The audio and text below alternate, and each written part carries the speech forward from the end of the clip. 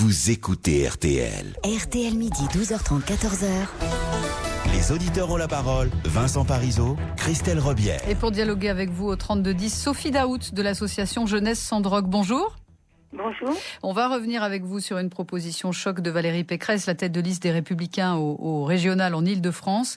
Un test salivaire de dépistage au cannabis pour tous les lycéens de la région parisienne. Il serait proposé à chaque établissement, mais en cas d'accord, il serait obligatoire pour tous les élèves du lycée. En cas de refus, toute personne serait considérée positive et les résultats seraient envoyés aux parents. Est-ce pour vous le bon moyen pour lutter contre la drogue chez les jeunes ?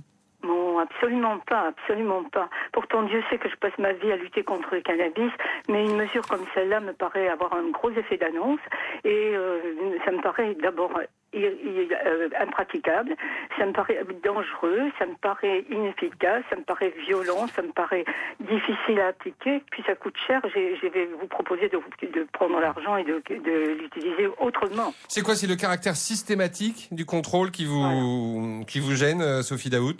C'est cela. En effet, je ne suis pas contre un test contrôle quand un enfant a été repéré, parce que plein de signes disent à tout le monde combien il va mal. Parce que c'est pas moi qui, alors que je lutte contre le cannabis, je passe ma vie à ça. Je lutte contre le cannabis chez les jeunes. C'est pas moi qui vais dire qu'une consommation de cannabis est anodine. Pas du tout. Vous allez dans les lycées, oui, Sophie Daout. Oui. Je passe ma vie à ça. Oui, voilà, c'est ça. Donc vous les voyez, ces lycéens. On rappelle qu'un lycéen sur deux a déjà fumé. Oui, mais a déjà fumé, ça ne veut pas dire grand-chose, quoi.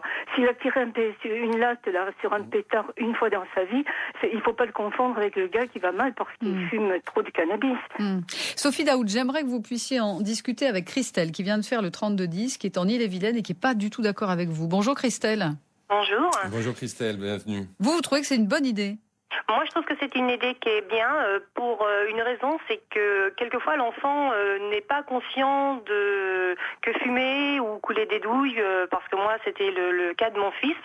Il l'a fait, et puis au bout d'un moment, en fait, ça n'allait plus du tout. Nous, n'y connaissant absolument rien, étant complètement éloignés de ces choses-là, on n'a rien vu, et donc il est allé à l'infirmerie de son école, et donc là, l'infirmière a vu le problème, lui a... Il est allé à l'infirmerie pour ça ou pour autre chose ? Il est allé à l'infirmerie parce qu'il se sentait pas bien du tout. D'accord. Et donc, en parlant, l'infirmière lui a demandé et il a dit oui, voilà, je consomme, je coule des douilles, je fume. Mais s'il avait été fliqué, entre guillemets, s'il avait fait ce test, vous pensez qu'il l'aurait pris de la même manière ? Non. Christelle d'abord, et puis Sophie Daout va vous répondre. Christelle. Je pense que le fait de l'avoir, s'il avait été fliqué, il n'aurait pas été jusqu'où ça a pris de l'ampleur. C'est-à-dire que ça a été très loin pour partir de fumer de la... Donc ça aurait pu être finalement assez dissuasif. Est-ce que vous êtes d'accord avec ça, Sophie Daout ?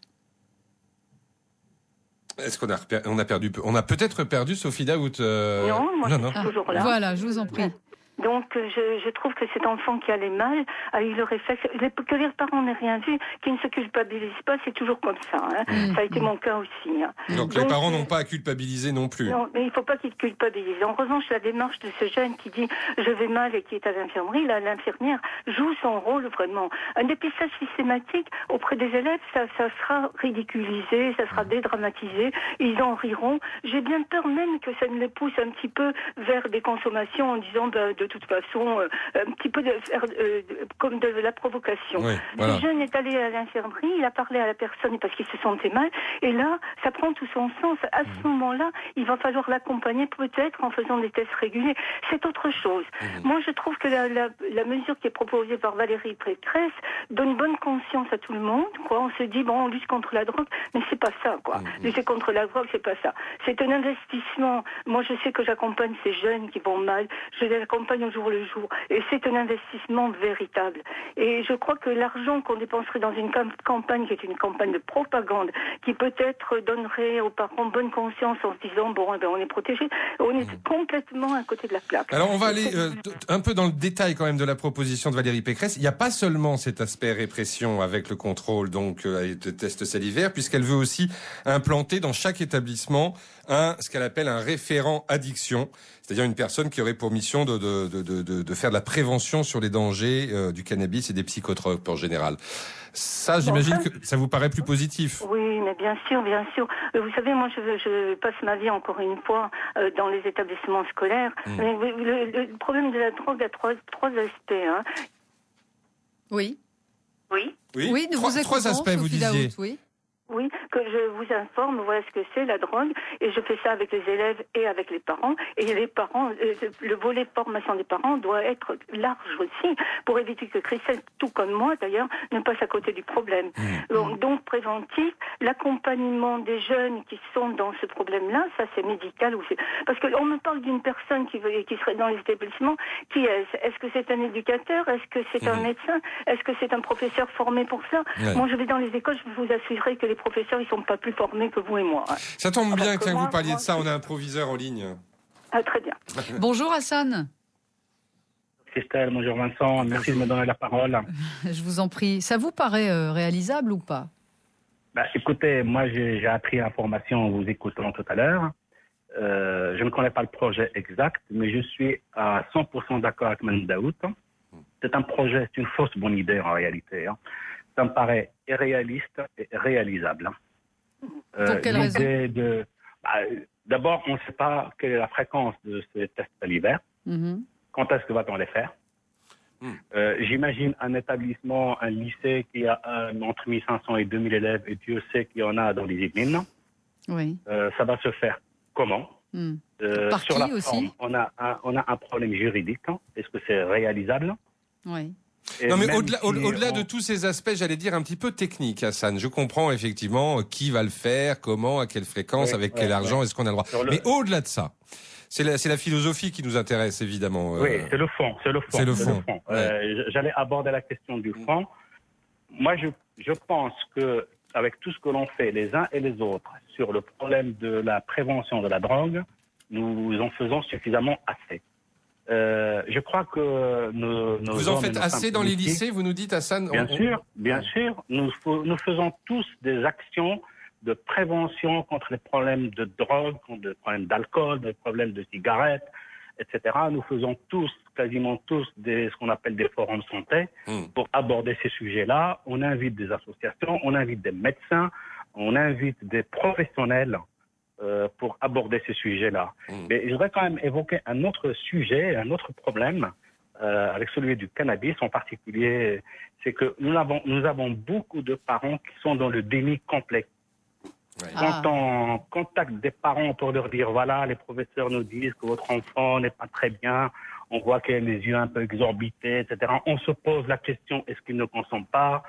Les parents, on a beaucoup de parents, je ne dis pas la majorité, mais on a beaucoup de parents qui nous disent, ah non, ça n'est pas possible. Ça n'est pas possible, mon fils ou ma fille ne fait pas ça. Ça, j'imagine que Sophie Daout, vous confirmez ce déni des parents. Vous nous dites d'un côté, il ne faut pas culpabiliser, c'est normal que les parents ne voient pas, mais d'un autre côté, il y a du déni aussi. Et déni, mais en même temps, le déni des élèves, des enfants, quoi. Moi, c'est pas vrai. En effet, là, le test, à mon avis, prend toute son utilité, quoi. Nous, on pense et toi, tu dis non. Est-ce que tu es d'accord pour qu'on fasse un test de contrôle? Et vous, les parents, puisque vous êtes sûrs que c'est pas vrai, est-ce que vous êtes d'accord? Pourquoi? Parce que nous, on pense qu'il va mal et nous, c'est notre rôle d'éducateur de vous alerter et d'essayer de trouver des solutions. Voyez-vous, là, le test, en effet, mais ça, c'est un c'est pas la même façon de présenter le test, pas du tout. Voilà, c'est ça. Alors moi, je me dis que le temps que je passe, parce que j'y passe tout mon temps, toute ma vie bénévolement. On rappelle que Sophie Daout, que vous avez perdu votre fils, pour une histoire de drogue, bien sûr, voilà. Il y a quelques années déjà. Et donc cet enfant qui va mal, j'ai envie de l'accompagner. Je vous assure que c'est un investissement de tous les moments. Tous les jours, je crois que on peut dire que j'ai aidé des enfants à sortir de la drogue et du cannabis quand ça allait très mal. Mais je vous assure que ça prend une bonne partie de ma vie. C'est pas un effet d'annonce, c'est pas de la poudre aux yeux, c'est un vrai courage politique. Moi, la prévention, la prévention et l'information des parents et l'accompagnement des toxicomanes. Voilà une vraie politique de prise en charge de ce problème-là. Il faut aller plus loin parce qu'aujourd'hui, il y a un échec en France. En France, on est quasiment les recordman d'Europe de la consommation de cannabis. Voilà, mais comment voulez-vous, alors que les médias, les adultes banalisent, que les parents ne sont pas au courant. Moi, je fais un guide pour les parents. On voudrait, nous, dans l'association, qu'il soit dans toutes les familles, ce guide-là. Il s'appelle Jamais douce les drogues. Jamais douce les drogues. Le cannabis n'est pas une drogue douce. Mais prenons le problème à bras le corps, investissons-nous, et sur le plan humain, faisons tout ce qu'il faut, tout ce que nous pouvons pour cela. Voilà, sensibilisons les parents, c'est ça la priorité pour lutter contre la consommation de cannabis chez les lycéens. Merci Sophie Daoud de l'association Jeunesse sans drogue, et merci aussi à nos auditeurs.